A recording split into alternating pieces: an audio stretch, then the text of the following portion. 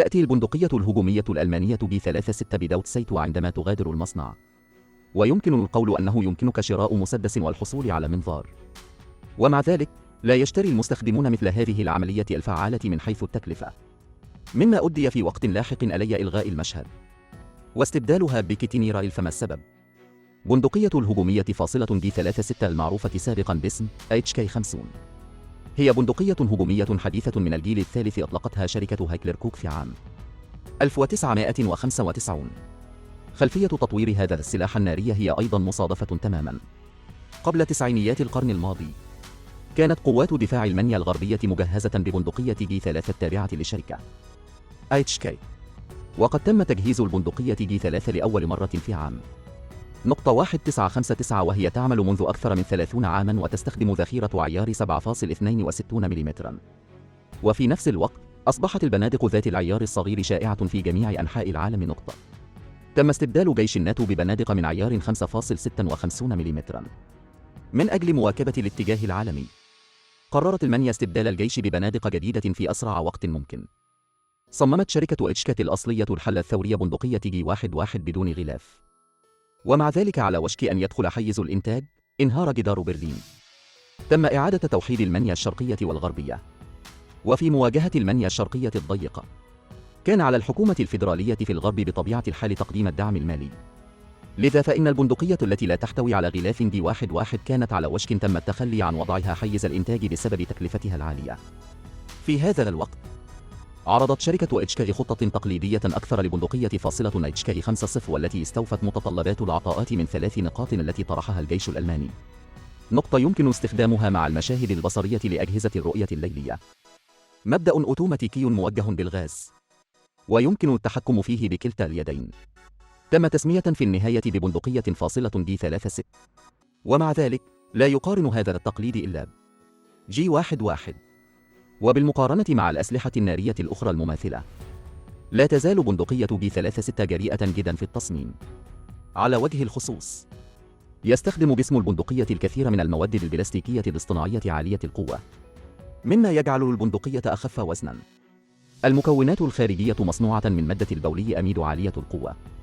هذه المادة تجمع بين مزايا مقاومة التآكل العالية ومقاومة للاهتراء والعزل الحراري، والوزن الخفيف والقوة العالية. نقطة في مستقبل البوليمر لبندقية B36 تم تضمين إطار لوحة فولاذي متكامل لضمان الاستقرار أثناء حركة الترباس. تمت إضافة درع حراري من الألومنيوم بين واقي اليد البلاستيكي والبراميل لمنع ارتفاع درجة حرارة واقي اليد البلاستيكي. تم تصميم بندقية G36 أيضا بشكل مريح. التصميم هو ناجح جدا ولا يزال مريحا جدا في الاستخدام. لا توجد مجموعة من مقابض تحديد وضع التصوير على اليسار واليمين فحسب، بل تم تصميم الترباس أيضا ليتم تشغيله بواسطة اليدين اليمنى واليسرى. يمكن طي مقبض السحب الموجود أسفل المقبض إلى اليسار أو من الخارج حسب الرغبة. وبعد سحب الترباس يمكن إعادته إلى موضعه الأصلي على المقبض أعلاه. تحتوي بندقية G36 على مجموعة من المشاهد البصرية مجتمعين لأعلى ولأسفل. أعلاه هو مشهد عاكس للنقطة الحمراء مع تكبير 1 زاوية مجال رؤية 5 درجات للتصويب السريع من قصير المدى وإطلاق النار في غضون 200 متر. يوجد أسفله مشهد ثلاثي الأضعاف يستخدم علي مسافات طويلة مع تكبير 3 أضعاف زاوية مجال رؤية 4 درجات. يتم استخدامه للتصويب الدقيق وإطلاق النار على مسافة أطول. الغرض من تصميم شركة HK هو جعل بندقية D36 لا تحتاج لتثبيت مشهد آخر. يتم تجميع المشاهد التي يمكن استخدامها داخل النطاق في مكانها. ومع ذلك فإن الحقيقة قاسية، نظرا لأن حجم التصويب ليس كبيرا بما يكفي، فإن مجال الرؤية لدى مطلق النار عند استخدامه ضيقة، ومن الصعب التقاط أهداف متحركة قريبة المدى في القتال الفعلي. يتم استخدام المشاهد البصرية طوال الوقت، وإن تجاهل تصميم المشاهد الميكانيكية يجعل أيضا بندقية G36 من الصعب التكيف مع بيئة ساحة المعركة المعقدة والمتغيرة مثل العواصف المطيرة والمستنقعات. في الاستخدام الفعلي هناك الكثير من المراجعات السيئة. لم ينجح هذا المقياس الحميم لشركة HK، مما دفع شركة HK لتغيير المنظر العاكس في الطرف العلوي آلي سكة حديد بكتين في إصدار G36A2 لاحق. ثم في إصدار G36C تمت إزالة جميع المشاهد للمجمعة واستبدالها بسكة بكتين من نوع الجسر، والمستخدم تم تجهيزه بجهاز الرؤية. بالرغم من فشل بندقية جي 36 في تصميم جهاز الرؤية، إلا أنها تتميز ببيئة عمل ممتازة وتصميم هيكلي ممتاز. إلا أن البندقية جي 36 ممتازة في الرماية بالراحة والدقة، أثناء استخدام الكثير من المواد البلاستيكية للحفاظ على وزن منخفض نسبياً. يعتمد على الترباس الدوار الذي يعمل بالغاز مع نظام توجيه الغاز ممتاز جداً. لن تنفجر البقايا بعد حرق البارود مرة أخرى في البرميل، مما تسبب في خلل في جسم البندقية. يحدث هذا غالباً مع بندقية N16 أثناء تطوير واختبار الشركة. HK أظهرت بندقية جي 36 موثوقية مقارنة بالجيل السابق من بندقية جي 3 مع الحفاظ على الدقة العالية للمزلاج الدوار، فهي تجعل ارتداد إطلاق النار أصغر وأسهل السيطرة على بندقية جي 3 السابقة. وقوة رد فعل السلاح الناري عندما يطلق النار على الكتف أصغر. لن يكون هناك ارتداد كبير، حيث تطلق بندقية جي 36 رصاصة من عيار 5.56 ملم من طراز الناتو بسرعة كمامة تبلغ حوالي 920 مترا بالثاء. معدل إطلاق النار حوالي 750 طلقة في الدقيقة، والمدى الفعال 300 متر. تستخدم بندقية جي 36 برميلا عائما حرا لا يمس واقي اليد، وبالتالي فإن ثبات وتوازن جي 36 أفضل، وهو لن يؤدي إلى انخفاض دقة البرميل بسبب ملامسة واقي اليد الطويلة مع البرميل. وأداء البندقية الأوتوماتيكية جي 36 ممتاز، ليس فقط بسبب ابتكاراتها في التصميم، ولكن أيضا بسبب المتطلبات الصارمة من حيث الجودة. قبل أن تغادر أي بندقية من طراز جي 36 المصنع، يجب أن تخضع لإشراف المفتشين الفنيين الدفاعيين الفيدراليين وإجراء اختبارات الرماية في المصنع. إذا كانت تفي تماما لمتطلبات مؤشرات الرماية يمكن مغادرة المصنع فقط، نظرا للتصميم المعياري الممتاز لبندقية جي 36، بالإضافة إلى بندقية جي 36 القياسية.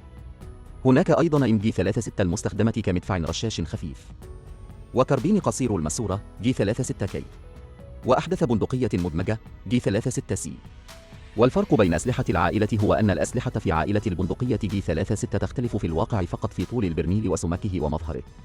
تم تركيب البندقية الأوتوماتيكية جي 36 رسميا في ويرماخت الألمانية في عام 1997، وتم شراؤها وتجهيزها من قبل جيوش إسبانيا والنرويج والمملكة المتحدة ودول أخرى.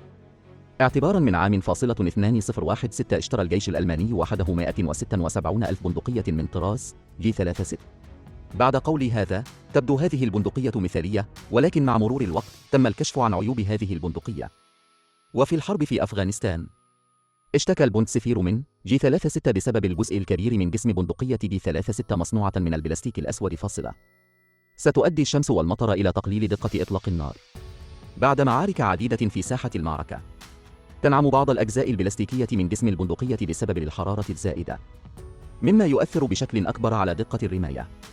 تخمر الأشياء للتنبيه وزارة الدفاع الألمانية. بدأوا في التحقيق فيما إذا كانت هناك مشاكل في التصميم أو عملية الإنتاج لشركة فاصلة نتشكي، لكن شركة نتشكي رفضت مراقبة الجودة المذكورة أعلى، وبدأت دعوى قضائية ضد وزارة الدفاع الألمانية والبوندسفير الألماني، مطالبتهم بالاعتذار واستعادة سمعتهم.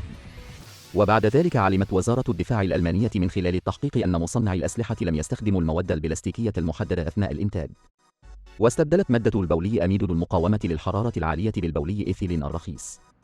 تسبب بندقية جي 36 في حرارة الصحراء الحارقة مشاكل الدقة. بعد الحرب في أفغانستان، تم استجواب بندقية جي 36 هذه من قبل العديد من الأشخاص. بعد عام 2015 استمرت شكاوى الجنود الألمان، لذلك أوقف الجيش الفيدرالي الألماني تدريجيا شراء هذه البندقية. في عام 2017 أعلنت وزارة الدفاع الألمانية عن شراء جيل جديد من البنادق. أطلقت شركة HK بنادق HK 416 و HK 433 الجديدة للمشاركة في العطاء. ومع ذلك، بسبب مشاكل التمويل، لم يتم الانتهاء من خطة العطاءات الألمانية حتى اليوم. يبدو أن بندقية جي 36 التي ظلت في الخدمة منذ 30 عاما ستظل تلعب دورها المهم. حسناً، هذا كل شيء بخصوص هذا الإصدار من بندقية جي 36. ما رأيك في بندقية جي 36؟ مرحباً بك في إبداء رأيك في منطقة التعليقات.